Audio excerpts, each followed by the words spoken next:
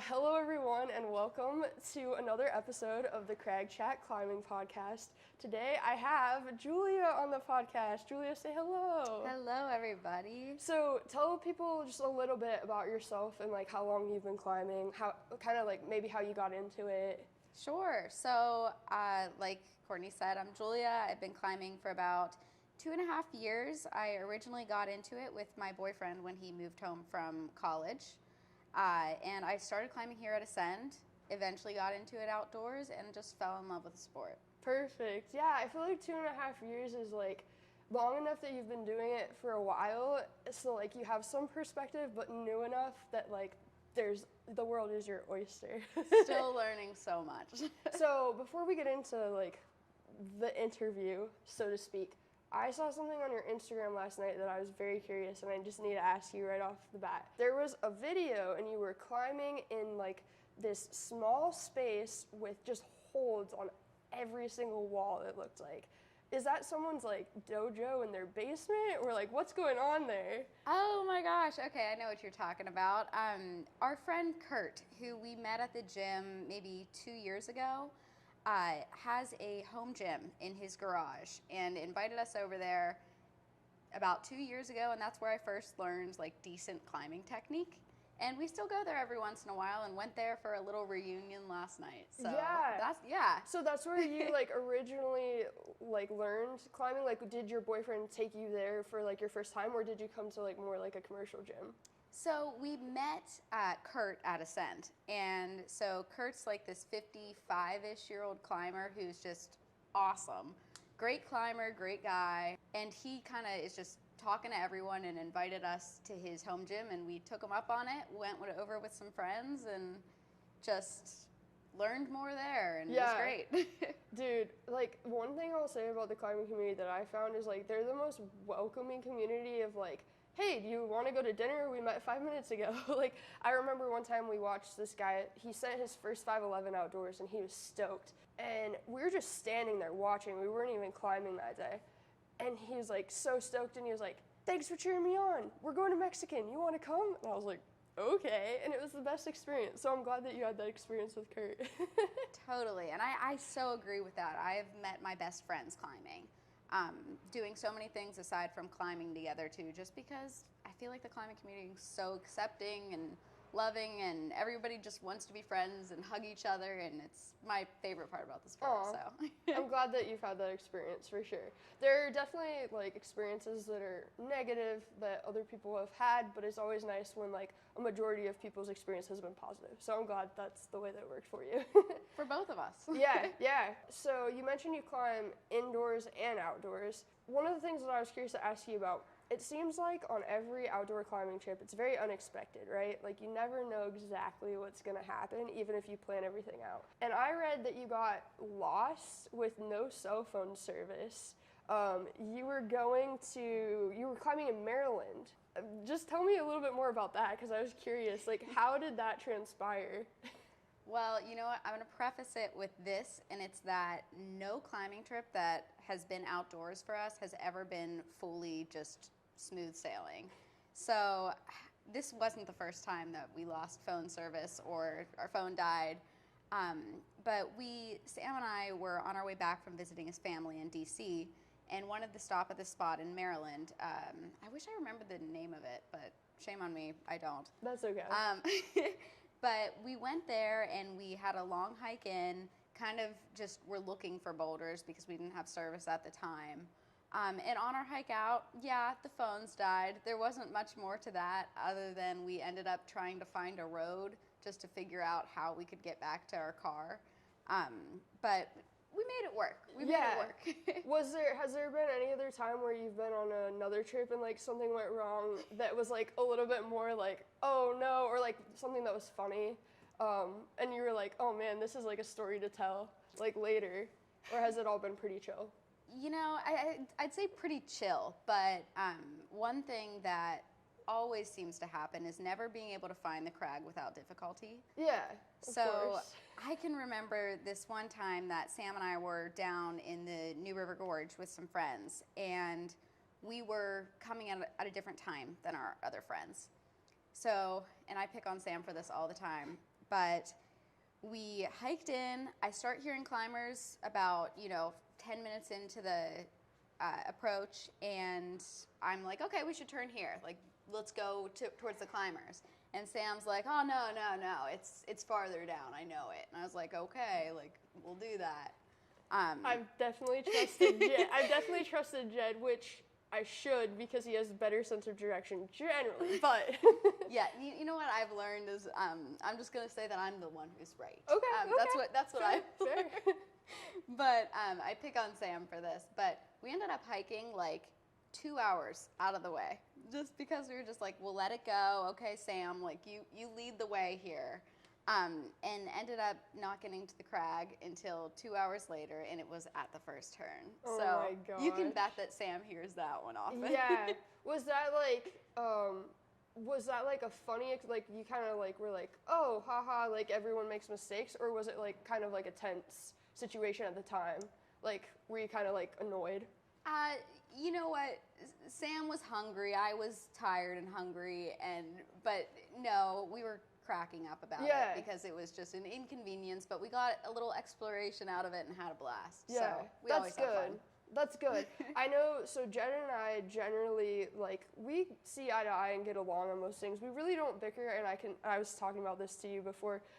We actually started dating 8 years ago yesterday, and so far, so good. It's been 8 years, and we really don't fight. I'm like kind of concerned because like people tell you're supposed to start fighting at some point, right? Like when you're married.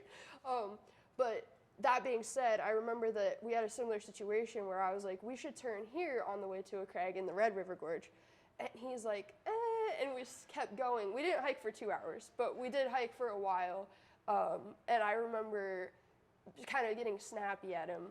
And it kind of ruined his whole trip, and I felt so bad. So, like, it was good that you guys could laugh it off, and I think that, like, when you go outside, you should just expect to get lost. Expect to get lost and just enjoy the process. It's all good. Expect to get lost.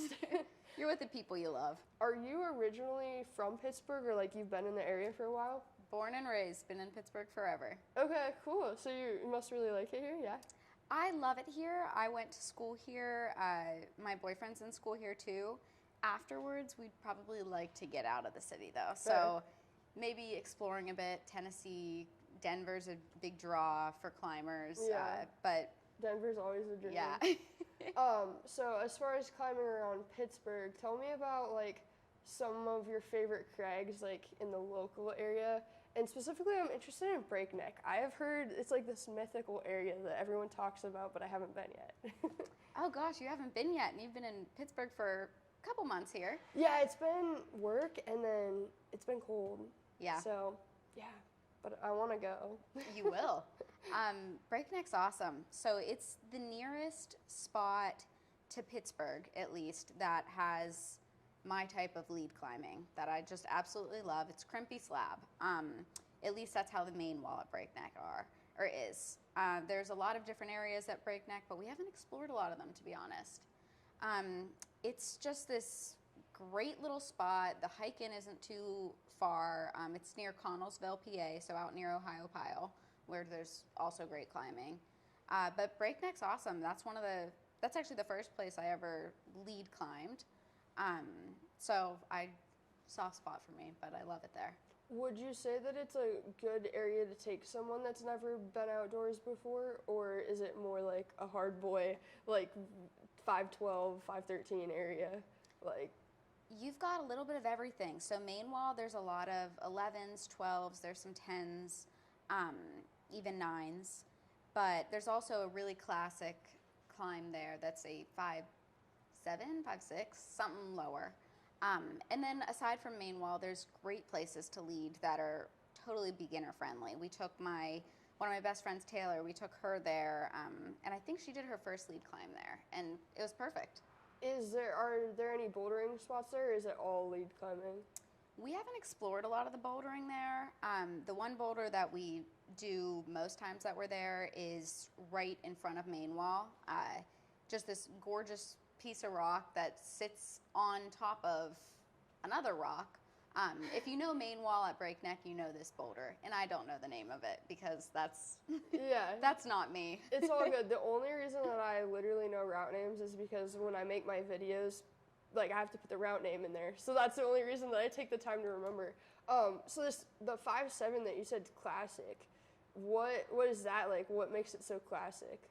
So that one's called Eclipse, and I don't quote me on that, but I'm pretty sure. And it might be a 5.6, might be a 5.7. Somebody will know. If you know Breakneck, you know that route. I don't remember names. Eclipse, gotcha. Yes, there's a lot of layback moves on it. It's this beautiful climb. It's kind of wedged in a corner on the main wall. But like I said, those layback moves and big juggy holds really make it a classic. It's just a beautiful route. That's cool. I'm excited to try it. It's funny that the name of that route is Eclipse. Just a funny story here. I'm friends with Paul Robinson. Loose friends, internet friends, and he is like a professional climber.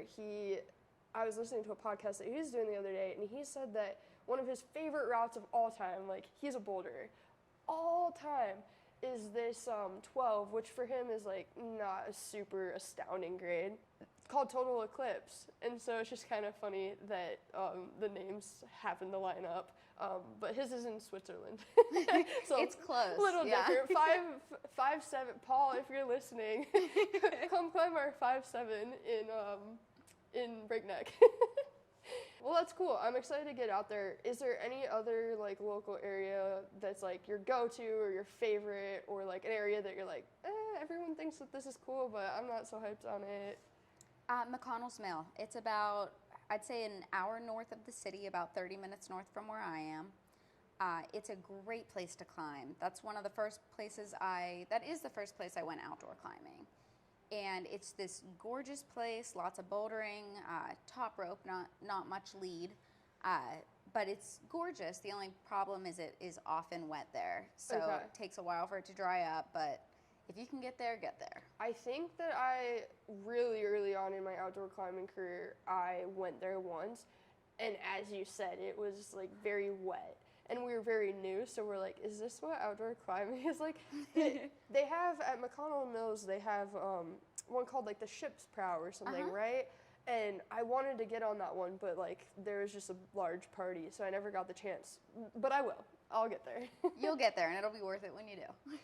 So you're a climber, but you also are, I'm going to mess this up, but like a certified yoga teacher? Is that what they call it? Registered yoga teacher, yeah. Registered yoga teacher. So tell me a little bit about like how you got into that. Did you do yoga before you climbed, or like how do they kind of connect?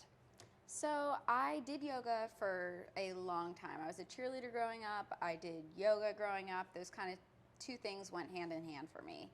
I loved both. I wanted to further my yoga knowledge, so I did an RYT 200 training, which is a 200-hour yoga teacher training. And I just got my certification that way, just to kind of further my knowledge. But I haven't done too much in the way of teaching, like at a studio or anything. More so friends, family, and to further my own practice. So I don't do too much with it. Yeah.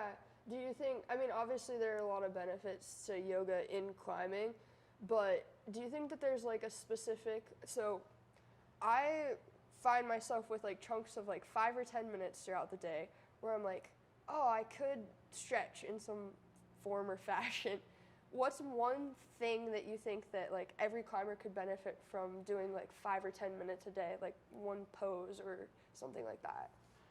So whenever I think about yoga, I think that a lot of people tend to say yoga means flexibility, and those two things are the only, the epitome of yoga. But the mental thing, right? There's so much more to it. There's strength, stability, there is that flexibility component, which is huge, but also that mental aspect to it. Most people, after they do a bit of yoga, aren't going to tell you that they regret it. People get different things out of it. So if you're doing 5 or 10 minutes in the morning, which is where I like to incorporate it, and really it's just 5 or 10 minutes, it can help with flexibility, but it really helps with that like lifelong stability, and finding what works for you. So maybe for some people it's not like a specific pose that they really like. Maybe it is. Maybe it's a full flow that they like. So I'd recommend getting on YouTube, looking up some videos, and kind of learning about yoga that way, finding what you like. Yeah, that's a really good point because you're right. A lot of people, myself included, really when I think of yoga, I just think of the flexibility aspect. So I'm really glad that you like brought up it in a more encompassing way.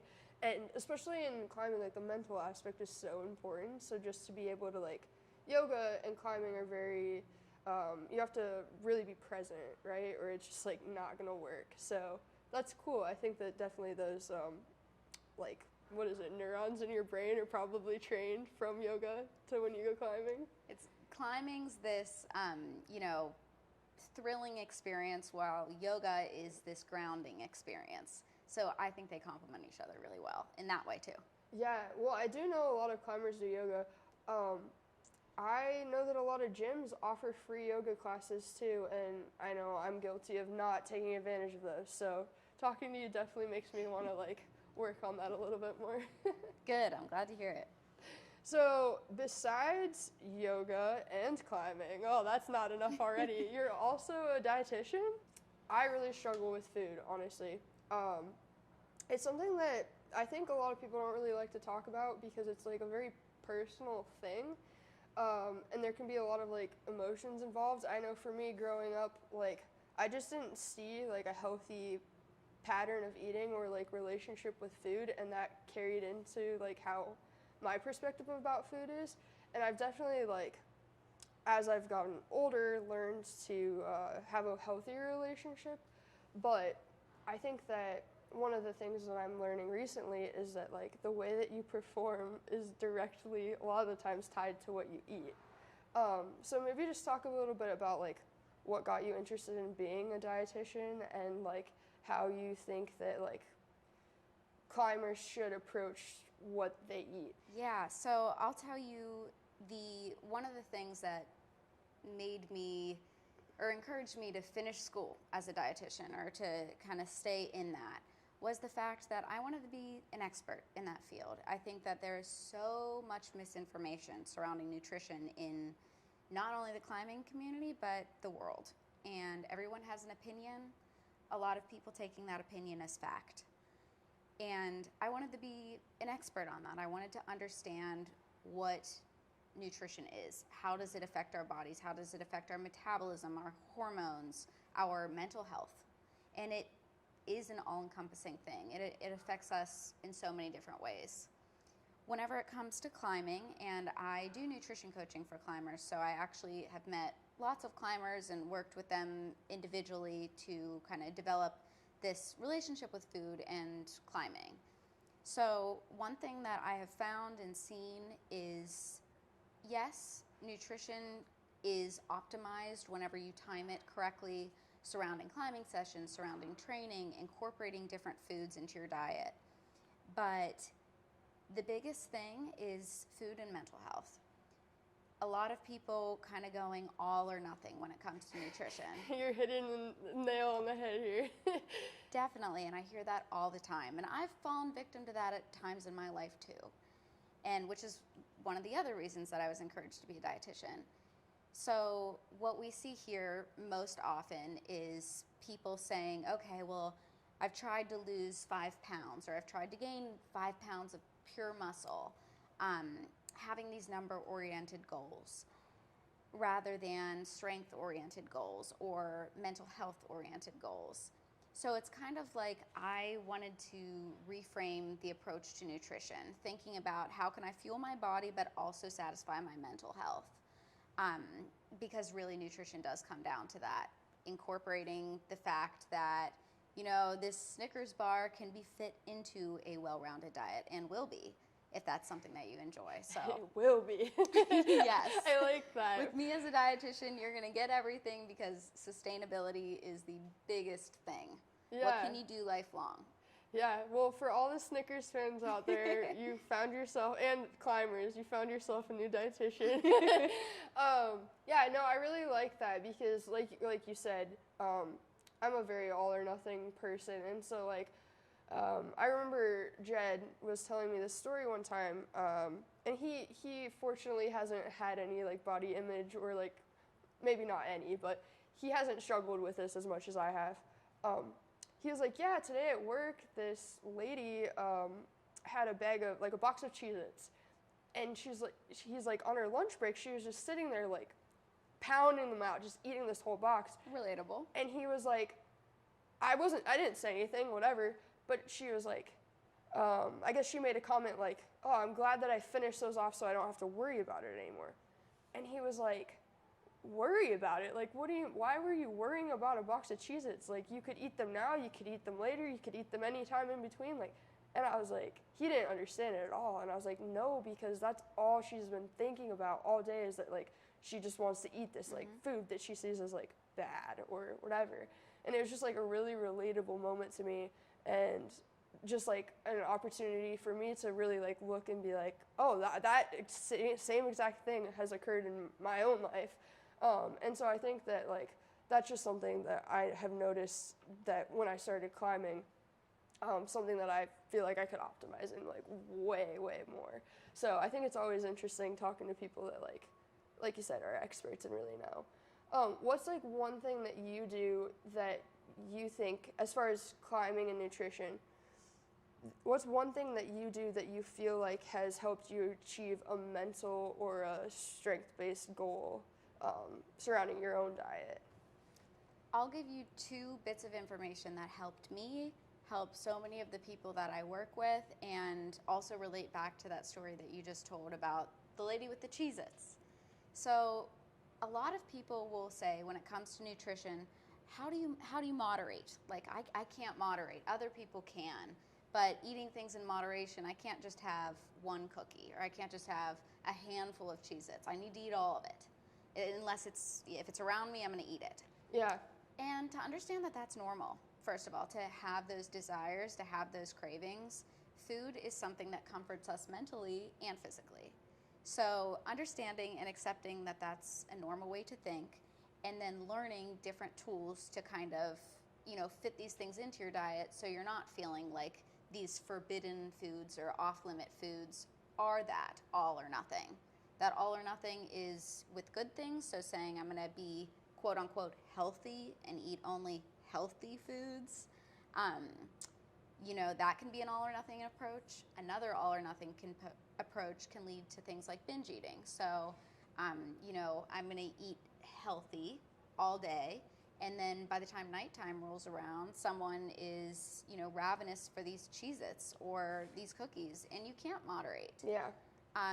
So I think that that's one thing, is knowing that you can incorporate these foods in your diet. The other thing, and this is something that I will always tell everyone, because it is so important and affects so many people, is not thinking about your weight. So there are ways that we can moderate, or get you to your goals that aren't weight focused. For example, if I told you, or say somebody comes to me and says, I want to lose 10 pounds by the end of X month, and I tell them, I don't want you to know your weight. That's not a mental or a strength-focused goal. Right, it's Got not. it. So if they're saying, I want to lose 10 pounds by the end of whatever month, and I say, okay, that's your goal, we're going to change it and make a strength or mental health or some other focused goal, which could result in weight loss or it could not. How I always like to frame it is, okay, so let's say that we're working together, you're eating really well, and I tell you don't weigh yourself for a month. You're eating really well, you're feeling really fueled, strong, healthy, and by the end of the month, you don't know what your weight is, but you're feeling awesome. Now I tell you to step on the scale. If you step on the scale and it says that you're 5 pounds less, you might be, if that was your goal before we worked together, I guess, if that was your goal, you're going to be like, yeah, okay, this is working. And it's just going to make you feel better about your, this progress that you've made and have already been feeling. You're already excited. Now, what if you were really excited at the end of the month? I told you to step on the scale, and it was the exact same. All of that happiness and all of that excitement, all of those good endorphins and feelings go away, specifically because water retention or whatever that weight on the scale is. It just doesn't matter. Yeah. It fluctuates, and we can have other goals that actually do matter and impact our mental state and physical health. So let your mental state and physical health dictate how you feel rather than a number on some digital piece of equipment that could be off. Yeah, I love that, and I really resonate with that because I actually have just completely stopped weighing myself in general. Good. And we were looking at pictures the other day of past years because it was our anniversary, like I said, and I looked back at some of these photos and I was like, wow, I look physically fit there. But I remember in that situation feeling like absolute shit, like just garbage. I felt so bad about myself compared to how I am now, where I might be less physically fit, but I feel so much better about myself. And I think that I would take that any day over like feeling so crappy. Like I remember I ran cross country. I remember I ran like 40 miles a week for this entire summer. Nothing to scoff at. And Jed brought home a pack of M&Ms, like as a nice gesture. And I just started crying on the spot and went and locked myself in a room.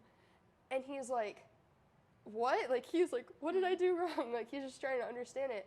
And it was because I was like, in my mind at that time, I was like, I've worked so hard. How dare he have the audacity to like bring me this once I've like tried to work so hard.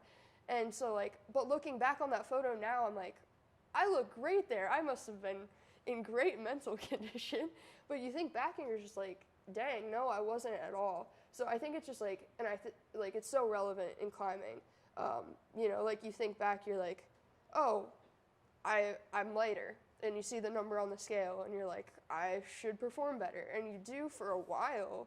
But at some point, I think like it catches up to everyone. You know what I mean? Another way I like to think about this is when you're 60 years old, 70 years old, 50, whatever it might be, 90. No other age, just those specifically. Just those, it has to end in a 0. You're going to look back on your younger self and you're not going to remember that you were X amount of pounds or kilograms. Like, your weight doesn't matter, and you're going to think you were this beautiful kid no matter what, or this beautiful young adult. Beautiful adult. And your friends, them too, they don't love you based on the way you look, the weight that you are. That's a huge thing to think about, is it's not, you aren't going to look back and see yourself the way that you see yourself now. You're going to look back and see yourself as beautiful. Yeah. And another thing with that is focusing on health rather than weight. Increase your bone density. Make sure your hormonal, just your hormones are regulated. And in the future, that's going to benefit you then, rather than, chronic dieting, which can lead to huge issues with, hormones, metabolism, bone density, muscle mass. So, it's all about a healthy, sustainable diet rather than something that's an all or nothing approach that causes mental and physical turmoil. Yeah, like you might be able to climb V1 million because you're lighter now, but when you're a little bit older, like you're gonna lose quality of life because you're so focused on weight that doesn't matter. Yeah, so. And climbing that grade, does it really make you happy all the time? Yeah, totally. Yeah. Hello everyone, just briefly interrupting the podcast to talk a little bit about Athletic Brewing, who so kindly gives me a link to give y'all a discount on non-alcoholic beer that tastes amazing from Athletic Brewing, and you can get 20% off using the code CourtneyS20 at checkout if you're interested. So check it out in the link in the description, and now back to the rest of the show. So we talked a little bit about diet, and Julia and I were just talking about, we did a quick aside about how we could literally talk about this all day. So maybe I'll invite you on for another episode and we'll really dive in and focus on that. But for sake of time, let's move on. As far as your climbing and mental health and like your own climbing performance, is there anything that you've like really struggled with? So I think the first thing that comes to mind, which I hear a ton, is your head game whenever it comes to lead climbing. So whenever I first started lead climbing, I feel as though I was oblivious to any potential dangers that could be there. So I wasn't scared of falling. I felt like I was used to falling. Maybe it's from being a flyer in cheerleading growing up.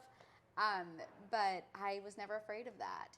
And I really had to learn that I need to be more cautious for certain reasons, and having some mistakes in there that taught me that along the way, that there are proper ways to fall, proper ways to catch, and you really have to pay attention to that. And after learning that a little bit of the hard way, I became a little scared of lead climbing, and kind of overcoming that barrier was something, and is something, that is a little bit frustrating or a little bit stressful. Like sometimes I'm like, I don't want to be, I don't want to not be able to send a climb because I'm stressed. It can hold you back. But really overcoming that just by, taking the falls, but safely, making sure that you're there and very aware with all of your friends whenever, even especially when the crag is busy. But that's something that I've had to overcome quite a bit. Yeah, so that's interesting because for most people that I've talked to, it's the opposite. Like they go in really scared, and then they like have this journey with its ups and downs to get to the point where like they're comfortable with falling. I think there's a misconception that like people think you can get over your fear of falling. And it's like, maybe there are some people out there, Honnold with his like different mindset or whatever, but like I think that it's just something that like you have to adapt it to make it work for you. But fear of falling is like a very like human trait. Like it's designed to protect us. But that's interesting because you're like the opposite way. You think it comes from cheerleading and being were you a flyer? I was. In cheerleading? Yeah. Were you ever in cheerleading, do you remember being afraid like of falling, or have you always just been kind of like fearless? I was not afraid of falling. I loved stunting until I had an incident there and I broke my leg. But kind of same thing with climbing. Like I developed that fear after spraining my wrists on a fall from not falling correctly, and Sam and I had to learn once again the hard way about being careful when there's such a weight difference between your belayer and your climber. And Jen and I have that too. Yeah. So that was how the injury happened, but it's gotten better now that we've kind of learned. But it's unfortunate to learn that way. Yeah, and sometimes it's like, especially in climbing, I think a lot of the times it's like some of these things is like you don't know what you don't know. Totally. And sometimes you really do just have to like learn it the hard way, unfortunately. Do you guys ever use an ohm at all? Yeah, so we use an ohm on certain types of routes, but so we learned the hard way there too. So before you get into it, maybe explain what an ohm is for someone that might not know and like why you would use it. Totally. So an ohm is this piece of equipment that you attach to the first bolt on a route, and what it does is when the belayer is a lot lighter than the person who's climbing, it will cause, I think it's just a friction on the rope that makes it so you're not launched if they fall. And so that's what the ohm does. So it's a protective device there. So highly recommend. I've had many sets of climbing partners where it's like if there's like a 30, 40, 50 pound weight difference, it really makes a big difference. So shout out to ohm. Shout out to ohm. Yeah, we do use those for certain types of routes. Others we can't really use them for because we learned that sometimes it makes the fall too abrupt for my partner. And he got injured one time from using the ohm. So really? I feel like I'm just going to scare people. Oh, and shout out to ohm. Just kidding. No. It was us. It was us learning. It's like anything. Any device has its proper way to use it, you know? Totally. Like if you use a gree backward, you're falling too. Yeah. So, yeah. I'm curious, what types of routes does it not work well on? Like, is it too abrupt? If there is a potential fall that could land my partner on a ledge, and those tend to be slab routes, but what happened was Sam was climbing, took a fall, and I didn't like launch up, so it wasn't as soft of a catch. So it was just a hard catch. So he kind of like hit his shin on a ledge, and it was rough. Yeah, yeah. Yeah. I feel like that is not necessarily like the ohms fault at No. all. I feel like it's just like you could take that same fall, and depending just on how you hit, you could still hit that ledge. Absolutely. So, yeah. It's user error. Yeah. I'm great at that. Belaying is such a fine art that I don't think enough people talk about. Like I haven't heard a lot besides like when you go to take like a belay class. I haven't heard a lot of people like talk about like the art of belaying, but there really is a trick because you mentioned the weight difference. So Jed is around, I think he's like around 220 and I am like 170-ish. And so, you know, that's a good weight difference. We don't use an ohm, but I've learned to, just from climbing with him, because he's my primary climbing partner, to sit into all the falls, because for him, if I don't sit into a fall, it's yanking me up. If I climb with someone, say I climb with someone like you, if I sit into your fall, like, you're breaking your back. I mean, that's an exaggeration, but maybe not. Or the wrist. Yeah, exactly. So it really is interesting, just like we were talking about, weight doesn't matter. Yes, but it matters for climbing partners. Yeah. That's the one area where it doesn't matter. I'm curious your thought. One thing I see in a lot of online forums is like, because people can be sensitive about their weight, some people get like defensive or upset if someone asks what their weight is, if they're wanting to like belay them and like work together as climbing partners. What do you think would be like a good way to approach that conversation that's not just like, hey, how much do you weigh? Like, Yeah, and I feel like when it comes to that, you can kind of just tell if someone's going to, you know, fall, and you can tell that there's a big weight differential because maybe they're a very strong person or, you know, very tall person and a very short person. You can tell enough to know I should jump into this fall or I should sit back on this fall. And if it's to the point where you can't tell, that like you can't tell if there's a big weight difference, then that probably means that it's not significant. yeah. So I would say don't ask people. Like Okay. that's my go-to. Cool. But- That's kind of what I thought as well. But I can see how like people that might not have body image issues or Yeah. like have that, they're literally just asking a question. It's interesting because I've talked to several people about this, and like it's always the guys generally that I've talked to. They're like, yeah, like I don't get what the big deal is. So maybe just a PSA to like any guys out there or anyone really. Some people are like a little sensitive about that stuff. Maybe just like use your best judgment or like ask like, hey, what's your experience climbing with people that are like taller or bigger than you? Like, do you have experience or not? If you're really like that uncomfortable or you're just trying to figure out. I don't think it's that necessary. You know what I mean? and it all comes down to maybe you'll get someone that said, well, why should it matter? I'm just asking about for a belay reason or whatnot. It's all impact versus intention. So, you know, maybe your intention was pure. You don't mean to harm someone's mental health or make them, you know, self-conscious about something. But your impact is great, and that's what matters. You know, you impacted them in a negative way. Just don't do it.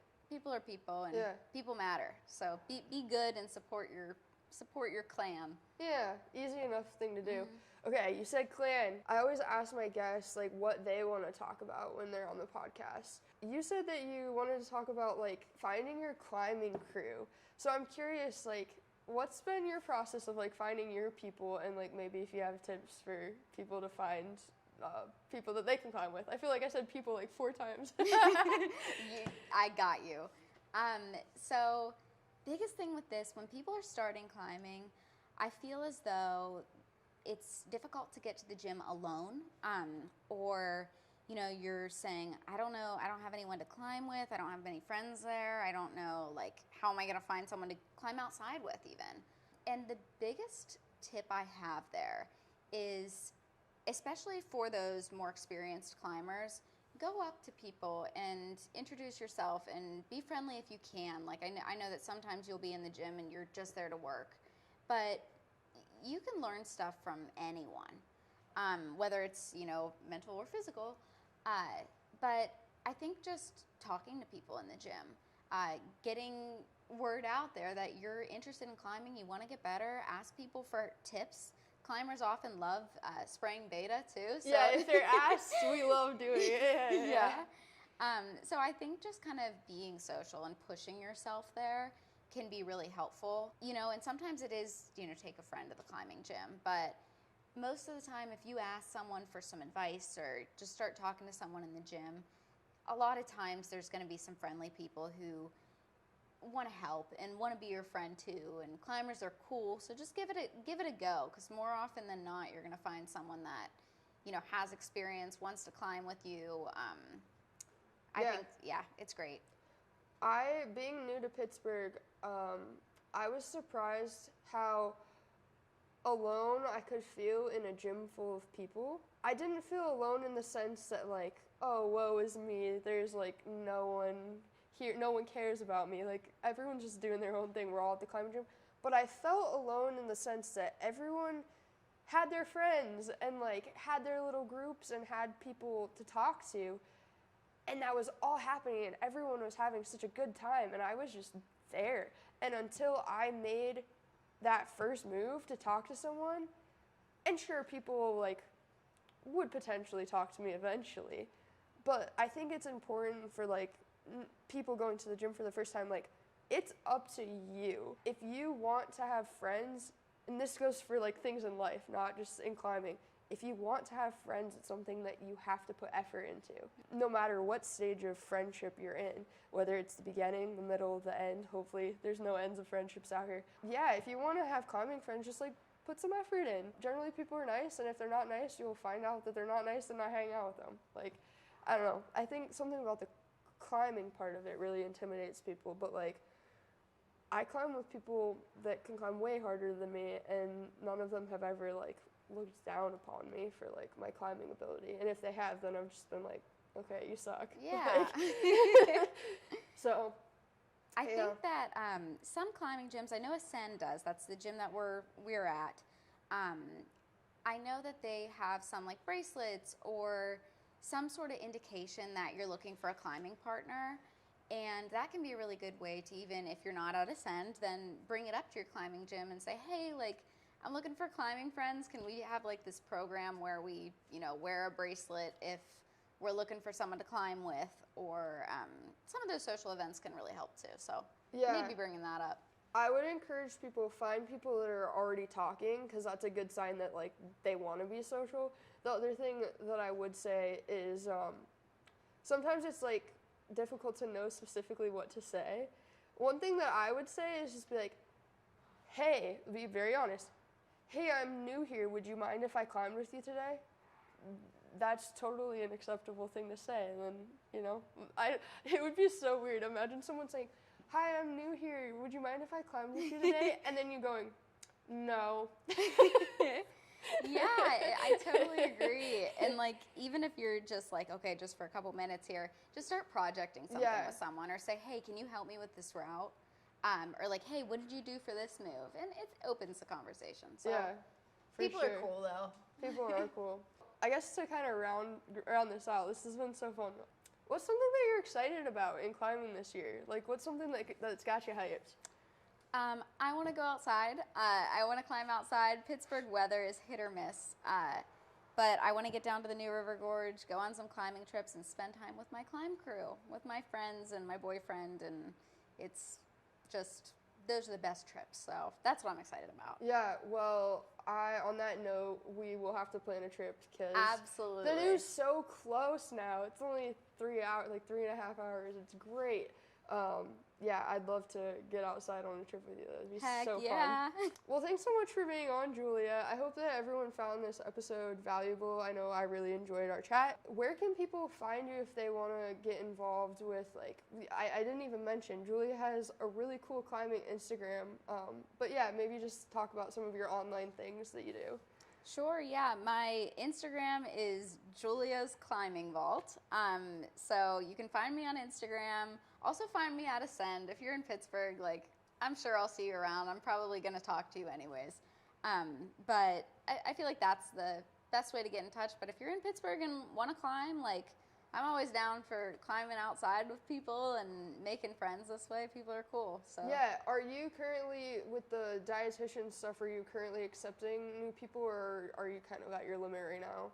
I'm currently at my limit, but I'll be accepting new people in a couple months from now. So Okay, so if you are someone that you think you could see benefit in working with a dietitian, like, just reach out on Instagram, I'm assuming, is a good way to get in contact with you. Yeah, always happy to help, and I just love meeting people. So Yeah, just to close out the podcast on like a funny story, I followed Julia on the recommendation of my friend Sarah, and I ran into her at Ascend Point Breeze like really quickly as she was leaving the gym.